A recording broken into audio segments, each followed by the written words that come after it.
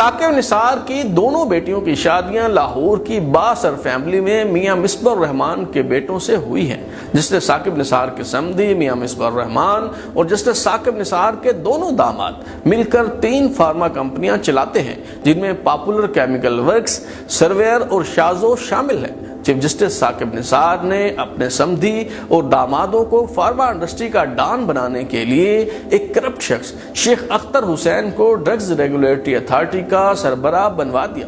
شیخ اختر حسین کے خلاف جب نیب نے 2011 میں کرپشن کی شکایت پر کارروائی شروع کی تو اس شخص نے اپنا ڈیتھ سرٹیفکیٹ جمع کروا کے خود کو مردہ ظاہر کر دیا، مگر جسٹس ثاقب نثار کی کرامت سے یہ شخص نہ صرف زندہ ہو گیا بلکہ اسے ڈرگز ریگولیٹری اتھارٹی کا چیف ایگزیکٹو آفیسر لگا دیا گیا۔ بعد ازاں جب اس شخص کو فارغ کیا گیا تو معلوم ہوا کہ اس کی ڈگری بھی جعلی ہے۔ پاکستان میں 19% شہری ہیپاٹائٹس کے مرض میں مبتلا ہیں اور اس کا علاج بہت مہنگا ہے۔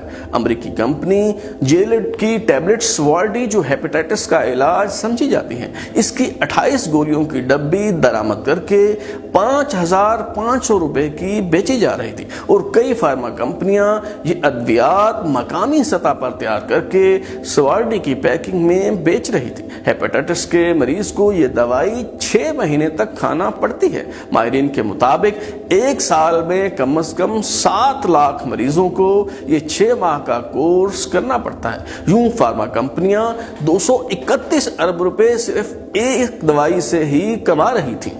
شہریوں کے حقوق کے لیے آواز اٹھانے والے فارماسسٹ ایسوسی ایشن کے عہدیدار نور محمد مہر نے اس استحصال کے خلاف آواز اٹھائی اور چیف جسٹس ثاقب نثار کے فارما کمپنیوں سے گٹھ جوڑ پر بات کی تو اس کے خلاف 250 جھوٹی FIR درج کروا دی گئی۔ عثمان نامی ایک نوجوان جس کے والد ہیپاٹائٹس کے مریض تھے اور علاج نہ ہونے کے باعث چل بسے، اس نے اپنے والد کی موت پر تہیہ کیا کہ ہیپاٹائٹس کے کسی مریض کو مرنے نہیں دے گا۔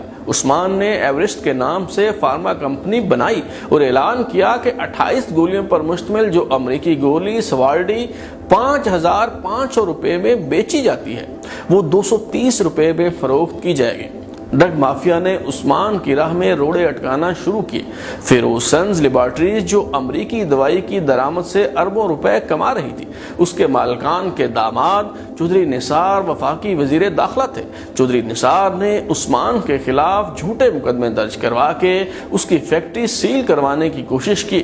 خاصی تگودو کے بعد ڈریپ میں عثمان کی تیار کردہ دوائی کی رجسٹریشن ہوئی، کلینکل ٹرائل بھی ہو گئے، مگر پھر چیف جسٹس ثاقب نثار اپنے سمدھی مصباح الرحمان اور دامادوں کو نوازنے کے لیے میدان میں کود پڑے۔ ہیپاٹائٹس کے مریضوں کو سستی ادویات فراہم کرنے کا خواب دیکھنے والے عثمان پر جعلی اور جنسی ادویات تیار کرنے کا الزام لگا کر سپریم کورٹ طلب کر لیا گیا اور صفائی کا موقع دیے بغیر نہایت سنسنی خیز انداز میں عدالت سے گرفتار کروا دیا گیا۔ ان کی گرفتاری کی اصل کہانی کیا ہے اور ڈرامائی انداز میں گرفتار کر کے دراصل کیا مقاصد حاصل کیے گئے، آئیے خود انہی سے معلوم کرتے ہیں۔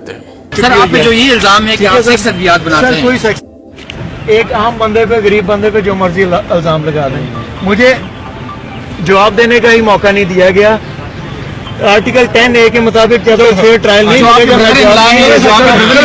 جو DIG ہیں ان پہ الزام ہے کہ وہ آپ کی وجہ سے لوگوں کو ہراس کرتے ہیں۔ سر کیا الزام یہ ہے کہ نیب اور FIA ہراس کرتی ہے، وہ نیب اور FIA میں نہیں ہے، اور نیب کے کیا چیئرمین ان کے نیچے ہیں، اور جو اس ٹائم ڈرگ ریگولیٹری اتھارٹی کا چیف ایگزیکٹو ہے وہ نیب کے 2 ریفرنسز کے اندر مرا ہوا ہے۔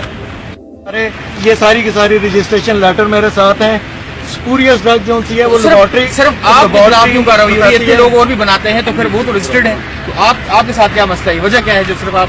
سر واحد میں ہوں جو سستی ادویات کے لیے ایفرٹ کر رہا ہوں پوری انڈسٹری میں۔ باقی سارے مہنگی دوائی بیچنا چاہتے ہیں جس میں 25 ارب روپے کی کرپشن ہے سالانہ۔